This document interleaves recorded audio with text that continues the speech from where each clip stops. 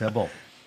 Aí tem outra parte que é complexo. Não tem na estação espacial isso, mas no ônibus espacial tinha. Quando você senta lá, essa não conta para ninguém, quem estiver assistindo aí, né? Esse é segredo. Mas quando você senta lá, tem uma televisãozinha na sua frente. Aí fala, por que tem essa televisão na frente no ônibus espacial? Né? É o seguinte, o buraco do assento ali, o sólido, ele é bem estreito. E se cair fora, você tem que limpar antes do próximo chegar. Por educação, né? Claro. É bom, succionado, né? Mas uma parte pode ficar ali, você vai ter que limpar aquilo. É xarope, né? Limpar essas coisas. Então, para te ajudar, ali vocês ouviram isso na Estação Espacial de outro modo, que tem um saquinho que você coloca lá, quando você termina, você fecha o saquinho e só deixa ele entrar para dentro lá, normal. Agora, no caso do ônibus, você tem que acertar o alvo lá, né? E não é fácil acertar o alvo assim. Né? Então, para isso, tem a televisão com uma câmera embaixo. Não acredito, cara. Não acredito, cara. OnlyFans espacial. Então, se você nunca se viu em certos ângulos, é uma boa oportunidade para ver se o sistema tá bom. Caramba! Que nojo, cara! E basicamente você tem que mirar, né? Aí você fica mexendo e olhando. Mais para a esquerda, mais para frente, mais para trás. Aí acerta. Então isso aí não pode contar para ninguém, mas esse é o... Caraca, cara! Que absurdo, cara! Maneiro. Mas esse é o banheiro, né? Da estação e do ônibus. Aí, comida. O pessoal às vezes pergunta, comida. A comida é boa? Não. Você testa a comida durante o treinamento, você testa vários tipos de comida e eles vão dando, e você vai dando nota para a comida. E aí, antes de você ir para a estação, eles preparam o seu cardápio, que tem muito mais caloria do que a gente precisa, eles botam vitamina dentro, etc. E mandam antes. Então, quando você chega, já tem uma caixinha lá com o seu nome para a comida, etc. Daquelas comidas que você preferiu mais, né? Mas, na verdade, quando a gente chega lá, a gente troca um com o outro. Então, você está ali almoçando, por exemplo, literalmente a gente pega, pô, você gosta de frango, coisa que gosta, então pega aí. Aí vai toma um macarrão aí. Aí ele vai assim, todo flutuante, né? Caralho. E aí você pega aquilo... Nossa, eu não ia prestar pra esse bagulho, não. Eu ia ficar gastando, cara. Eu ia comer comida flutuante. Eu ia fazer várias paradas, eu não sirvo, não. Aí, assim, ó, tem comida que é enlatada e tem comida desidratada, que vai dentro de saquinho, né, desidratado. Toda vez que vai uma missão, ela leva um carregamento de comida. Leva. Tá. E às vezes leva fruta fresca, leva um pouco de vegetal, que você sente falta dessas coisas, sabe? Assim, lá. Sorvete, às vezes é sorvete, né? Assim, e aí, a comida desidratada, ela vai num saquinho e na frente dela tem um tipo uma bico de pasta de dente e tem lá marcação, você lê primeiro, escaneia o código de barras, aí a máquina já prepara ali quanto de água vai colocar, em que temperatura. E aí você encaixa aquilo, fecha, ele injeta uma agulha ali dentro, injeta a água, aí você espera um pouco. Aí você pode cortar aquilo e comer com uma colher, por exemplo, ou você pode espremer, caso de sopa, por exemplo, você espreme e come pelo bico mesmo, e assim por diante. Essa comida não é um gosto... Aliás, gosto nenhum lá é bom, você perde um pouco o paladar no espaço. Então, você testa no chão, tem um valor, tem um gosto bom, chega lá, tem um gosto É ruim. diferente. Aí você pode comer assim. Aí o pessoal pergunta, pô, e se sai um pedaço voando lá? Não tem problema, você voa atrás do pedaço e come. A gente brinca muito com comida. Por exemplo... Porra, eu também ia brincar, cara. Você ia brincar o tempo todo, né? Eu ia brincar o tempo inteiro, mano. Tortilha, aquela é coisa legal lá, porque a gente tira muita foto de objeto voador não identificado da estação espacial. Você faz assim, você pega a tortilha daqui para lá e o outro fica com a câmera esperando. Aí você joga a tortilha. Aí ela vai, né? E a pessoa tira uma foto, daquelas fotos bem blurred, né? Assim, bem fora de foco, assim, né? Aí, puta, fica igualzinho, uma espaçonave, assim, aquela coisa flutuando. Tu tava lá em 2006. 2006. Em 2006 já tinha iPhone? Já tinha celular? Não tinha, não tinha, né? não. Não dava pra fazer essas filmagens escrotas. Selfie que o pessoal faz hoje, né? Hoje dá pra fazer um monte de coisa. Na época não tinha. A gente tava montando aí no sistema. Porra, que desperdício, Sistema Marcos. de comunicação. Eu tirei 2.000 fotos lá, usando tinha uma Nikon D1X lá. Eu gostava de usar lente de 400 para tirar foto do chão. Mas lembra o seguinte, você está a 28 mil km por hora. Se você ficar com ela parada e a janela é pequenininha, de tirar foto parada, fica um risco.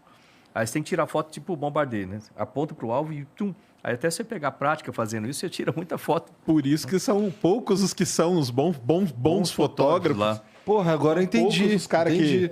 Por isso que tem que dar valor quando o cara tirar uma foto bonita assim, bem, cara. bem Não, definida. eu não sabia que a estação ficava se movimentando tão rapidamente, assim. Tem que estar em órbita, senão ela cai. A impressão que um burrão que nem eu tenho é que ela tá meio parada. Mas ela não tá ela parada. cairia. Aí ela cai. E aí essa movimentação dela é possibilitada por foguete? Ela fica em órbita e hoje tem as progresses, né? Elas ligam às vezes, porque hoje o que acontece? Tem muita coisa ali. Então, às vezes, ela precisa ou desviar um pouco de alguma coisa. Então, a progress, até ontem, antes de ontem, ligou o motor por alguns minutos e ela subiu um pouquinho de órbita. Às vezes liga para ela baixar, então ela tem uma movimentação. Essa Mas a tecnologia órbita, não. é A órbita atualizada assim à medida que vai melhorando? Vai. Tanto que está chegando. Chegou novos módulos russos o ano passado. Daí vão pessoas, vão engenheiros para montar isso, para Painel. Você. O que tu foi fazer lá? Fala para mim. Bom, você pode chamar assim, um engenheiro de bordo é como se fosse um mecânico na espaçonave. Então, eu tinha que preparar, fazer reconfiguração de sistemas para outra tripulação que estava chegando.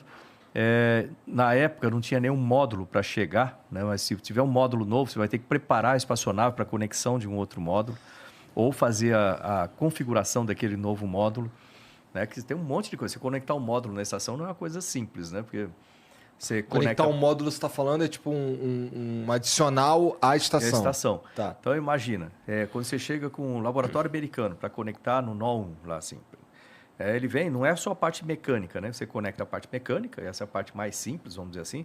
Aí tem a parte elétrica, tem a parte de todo o sistema de arrefecimento, sistema de controle de temperatura, que são 2 sistemas de água, você tem sistemas de gases, você tem um sistema de dados, né? Um monte de dados que vão passar a circular. Por isso que eu era chefe na NASA do MIT. Né? MIT é Multi-Element Integration and Testing. Teste de integração de módulos, né? De multi-elemento. Então, o laboratório japonês, eu fui responsável pelo laboratório japonês, o Kibo, lá em Tsukuba. Aí ele ficou 3 anos em fabricação lá, standalone. Então, eu ia acompanhar cada detalhe da montagem dele e depois preparar os testes que seriam feitos de integração dele com a estação espacial. Porque ele pode funcionar bem sozinho, você conecta, ele dá pau. Lembra que está sendo feito com tecnologia japonesa. Aí ele vai conectar no nó 2, né, que vai ser conectado no Columbus, que é uma tecnologia europeia, que vai ser conectado no laboratório americano, outra tecnologia, e depois lá no final tem a Rússia, com outros.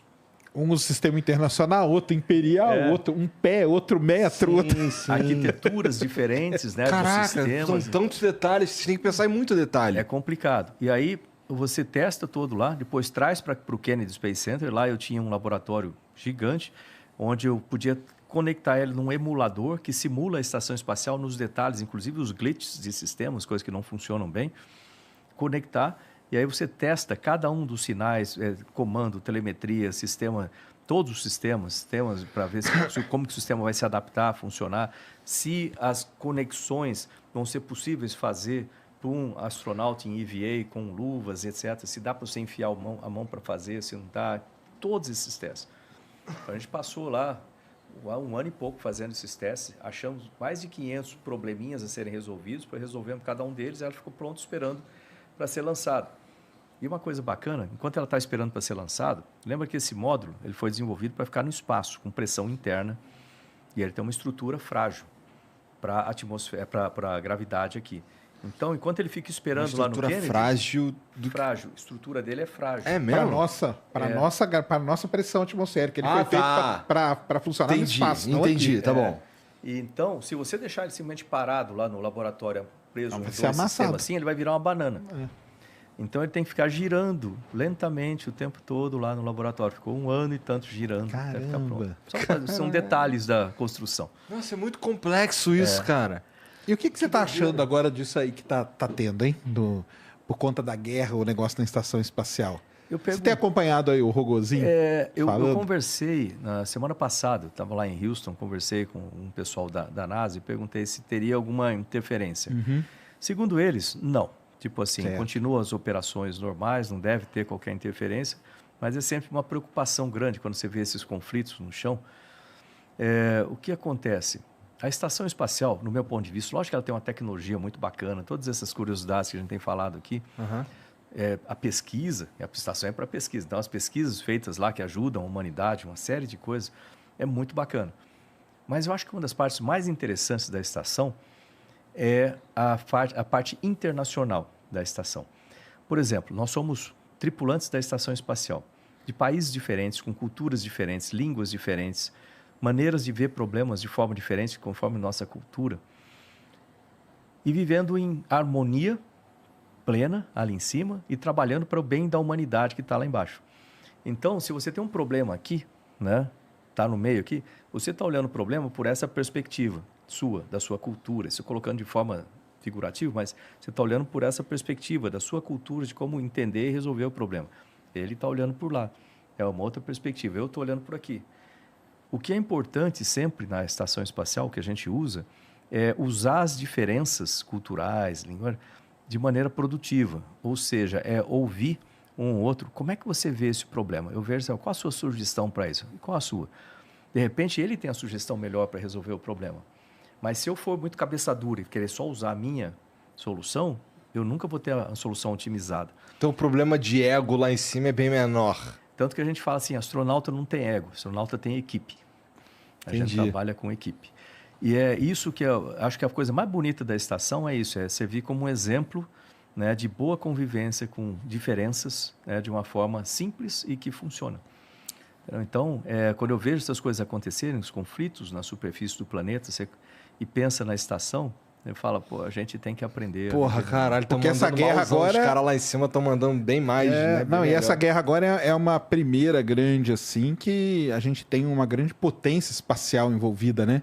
E que ela tá ligada com motor, né? Que ela cede para os Estados Unidos, que ela vende. E o Rogozin lá, que é o chefe da Roscosmos, ele... meio que parece que ele comprou mais a guerra do que o próprio Putin, né? A gente as coisas precisa que ele fala e tudo, pensar de uma maneira mais